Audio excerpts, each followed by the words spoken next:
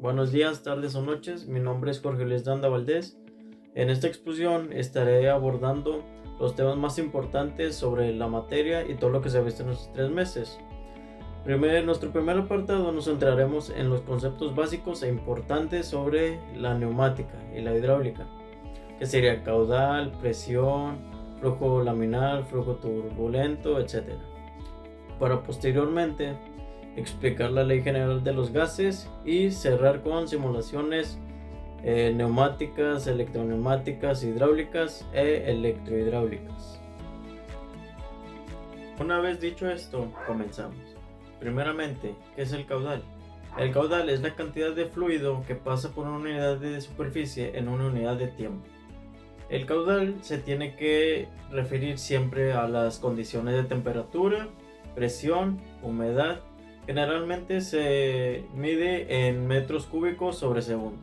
La fórmula para calcular el caudal es Q igual a V sobre T, donde Q es nuestro caudal, V es el volumen y T es el tiempo. Bien, continuemos. Vamos a hablar ahora sobre la presión. La presión neumática es la fuerza por unidad de superficie que ejerce un gas, normalmente aire, dentro de un sistema cerrado. Es una medida de la presión que se crea al comprimir un gas en un recipiente, como un depósito o una tubería.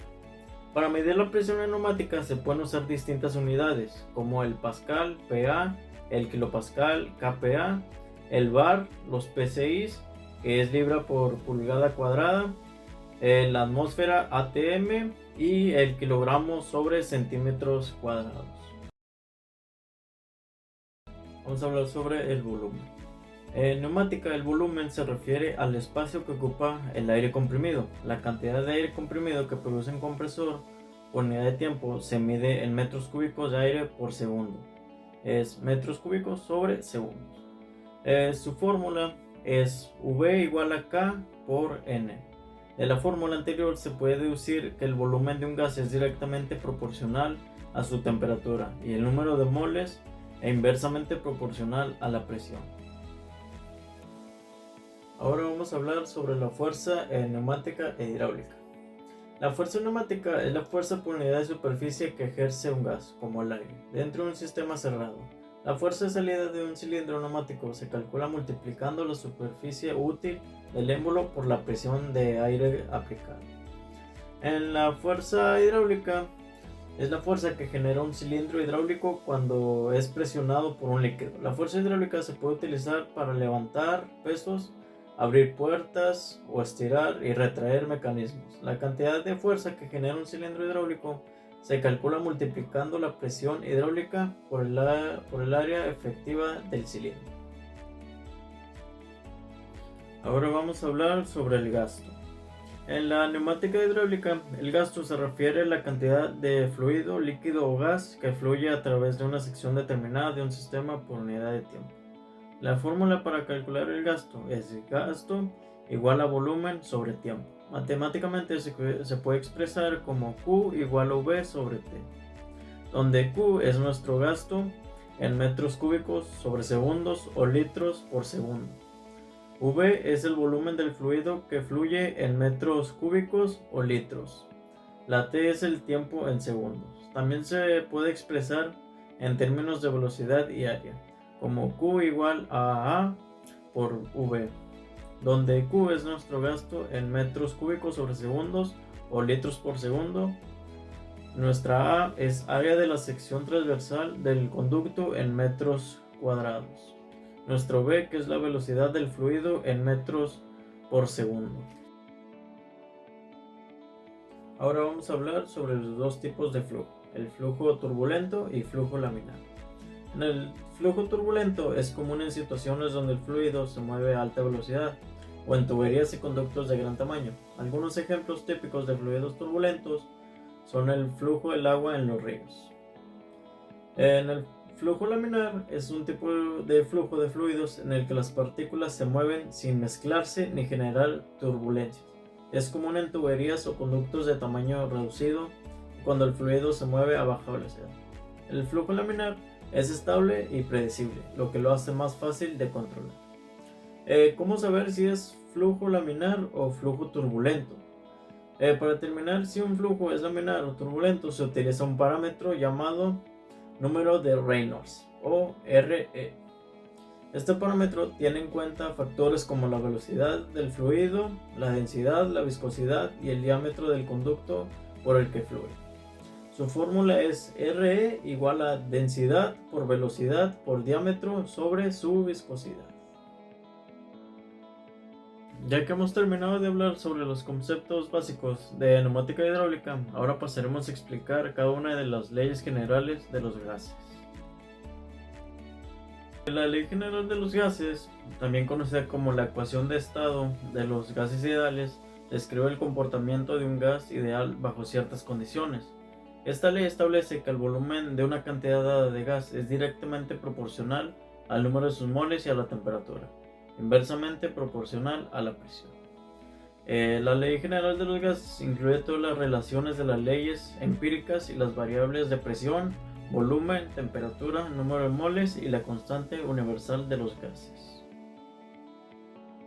Ahora voy a hablar sobre la ley de Pascal. En 1653, el filósofo y científico Franz Blaise Pascal publicó su tratado sobre el equilibrio de los líquidos, el cual trataba los principios de los fluidos estáticos. Un fluido estático es un fluido que no está en movimiento.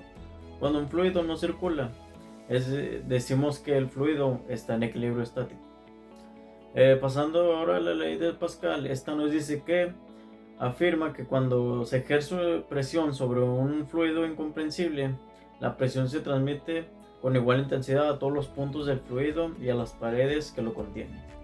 La fórmula que él propuso es presión igual a fuerza sobre área, o se puede interpretar como P igual a F sobre A. Bueno, ahora vamos a hablar sobre la ley de Charles-Gay-Lussac.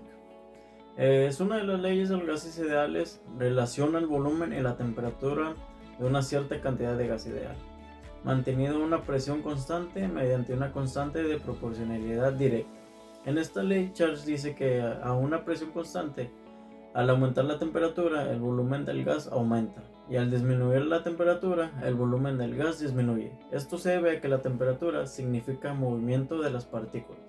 Así que, a mayor movimiento de las partículas, temperatura, mayor volumen del gas. La ley de Charles es una de las más importantes leyes acerca del comportamiento de los gases y ha sido usada en muchas formas diferentes, desde globos de aire caliente hasta acuarios. Su fórmula es V1 sobre T1, que es igual a V2 sobre T2, donde V1 es nuestro primer volumen, V2 es nuestro segundo volumen, T1 es nuestra primera temperatura y T2 es nuestra segunda temperatura. Bien, ahora voy a hablar sobre la ley de Boyle. Esta ley es históricamente la primera ley de los gases ideales. Esta ley propone que la presión ejercida es inversamente proporcional al volumen del gas, siempre y cuando su temperatura se mantenga constante. Cuando aumenta la presión, el volumen baja, mientras que si la presión disminuye, el volumen aumenta. Él llevó a cabo experimentos con el aire para controlar la relación que existe entre el volumen y la presión. Empleó un tubo en forma de U y vertió mercurio hasta que los niveles en ambas ramas fuesen iguales. Bajo estas condiciones, el aire ocupa un volumen que es V, a la presión ambiente que es P, ya que las ramas del mercurio tienen el mismo nivel.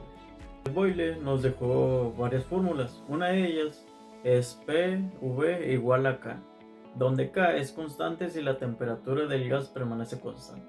Cuando aumenta la presión, el volumen baja, mientras que si la presión disminuye, el volumen aumenta. No es necesario conocer el valor exacto de la constante K para poder hacer uso de la ley. Si consideramos las dos situaciones, manteniendo constante la cantidad de gas y la temperatura, deberá cumplirse la relación que es P1V1 que es igual a P2V2, donde P1 es nuestra primera presión, P2 es nuestra segunda presión, V1 es nuestro primer volumen, V2 es nuestro segundo volumen. Ahora vamos a hablar sobre la ley de Amonton. La ley de Amonton establece que la presión y la temperatura de un gas son directamente proporcionales, siempre que el volumen y la cantidad de sustancia se mantengan constantes. El volumen de una cantidad de gas depende de la presión bajo la cual se encuentra y de su temperatura. Con el volumen y la cantidad de sustancia mantenidos constantes, el cociente calculado con la presión y la temperatura permanece constante.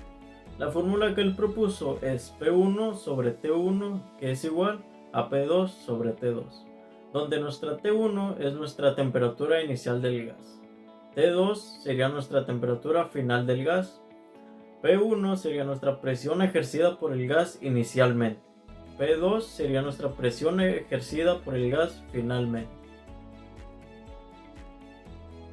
Muy bien, ahora por último vamos a hablar sobre la ley de Poisson. La ley de Poisson es una ecuación matemática que describe la relación entre la presión y el volumen de un gas ideal en un proceso de expansión o compresión isotérmica a temperatura constante. La ecuación de la ley de Poisson es P1 por V1 elevada a Y, que es igual a P2 por V2 elevada a Y, donde P1 y P2 son las presiones inicial y final respectivamente. V1 y V2 son los volúmenes inicial y final respectivamente. Y es el índice adiabático o la relación entre los colores específicos a presión y volumen constantes. Muy bien, ahora vamos a empezar con las simulaciones. En este caso yo voy a mostrar una simulación sencilla de neumática. Este sería el circuito y estas serían sus piezas a utilizar. ¿Cómo funciona este circuito? Yo tengo un pistón de simple efecto y una válvula 3-2 con botón. Cuando yo pulse el botón de la válvula, el pistón automáticamente va a salir. Cuando yo deje de pulsar el botón, automáticamente va a regresar el pistón. Bueno, aquí como pueden ver, así se vería el mismo circuito sencillo en un tablero. Muy bien, ahora vamos a ver un circuito hidráulico, que es este. Y estas serán sus piezas a utilizar. Para entender el funcionamiento de este circuito, vamos a utilizar una válvula cuádruple de 3 vías y un pistón de doble efecto. Aquí ya, como lo vemos, aquí ya está todo construido. Esta válvula tiene 3 vías. Cuando yo accione su vía número izquierda, el pistón va a salir. Y si yo quiero hacer que regrese, tengo que accionar su palanca derecha 2 veces. La primera va a ser para que se mantenga en su posición central y la última para que el pistón regrese. Y esto sería todo del circuito hidráulico. Ahora vamos a ver el funcionamiento de un circuito electrohidráulico, que sería este circuito. Y estas serían sus piezas a utilizar. Para entender el funcionamiento de este circuito, yo tengo un pistón de doble efecto y tengo dos botones S1 y S2 que lo activarán. Si yo quiero que el pistón salga, debo de activar S1, y si quiero que regrese, debo de activar S2.